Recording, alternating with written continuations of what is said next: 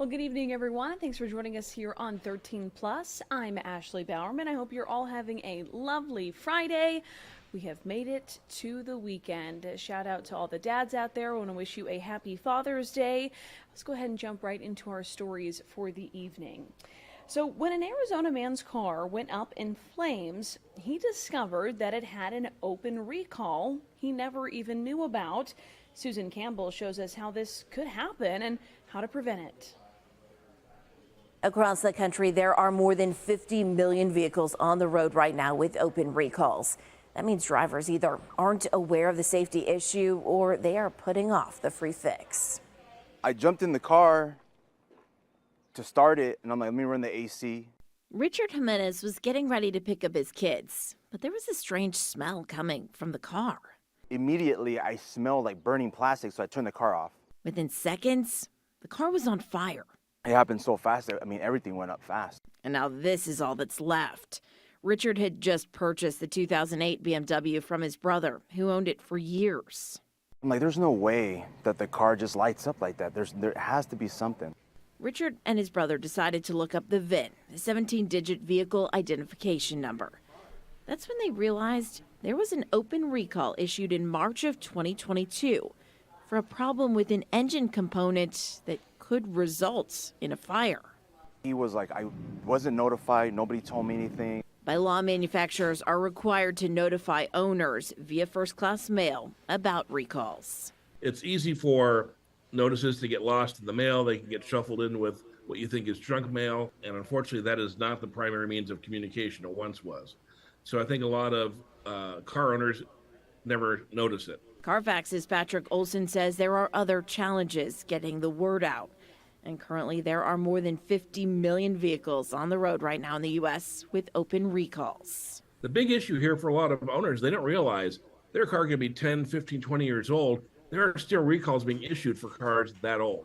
And often cars that old are on their second, third, or fourth owners. The National Highway Traffic Safety Administration tells us there is no requirement for manufacturers to send out more than one mailed letter to the owner of a recalled car.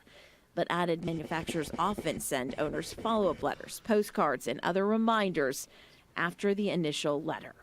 That's why it's important to check the VIN on your own, whether it's a used car you're considering buying or one you've had for years.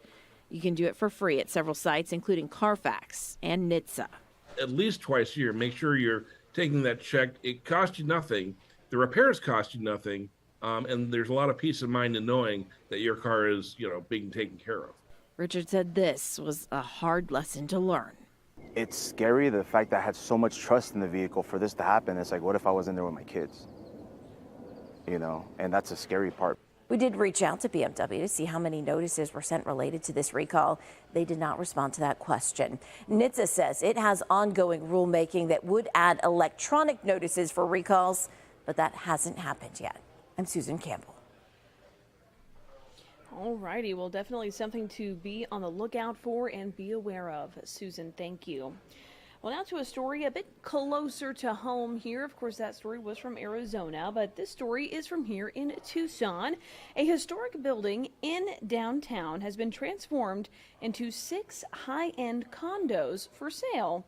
And originally built in 1908 as the Glenwood Hotel, it's listed on the National Register of Historic Places.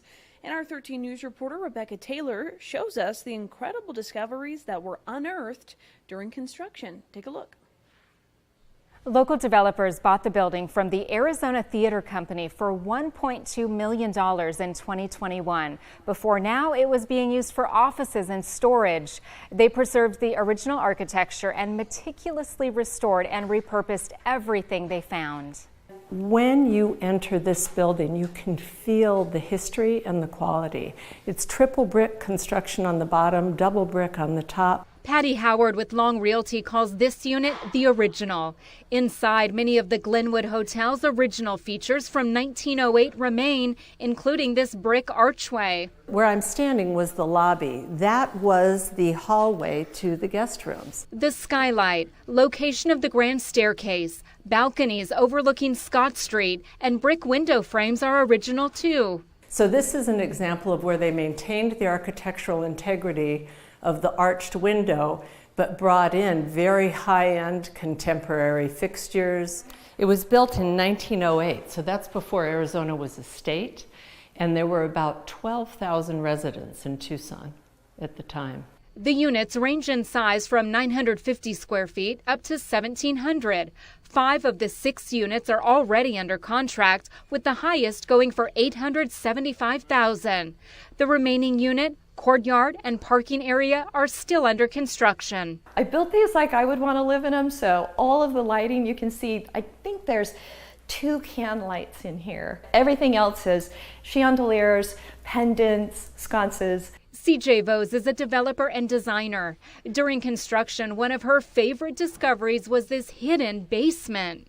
It's underneath us right now. The basement was the original place where they had the coal. So outside there's actually a grate with the place where the coal came in for the boiler that did all the heat for the place. Her team also found multiple brick chimneys throughout and wooden elements like 8-inch baseboards made from fir trees. They probably came in with a couple of railroad cars and they literally built everything from the wood. They did all the trusses, all the framing, all the doors, everything, the flooring, everything is made from that fir, and it's amazing. Originally, the whole building was exposed brick, but when electricity was added in the 1920s, she says it was covered with plaster and paint, which helped preserve it.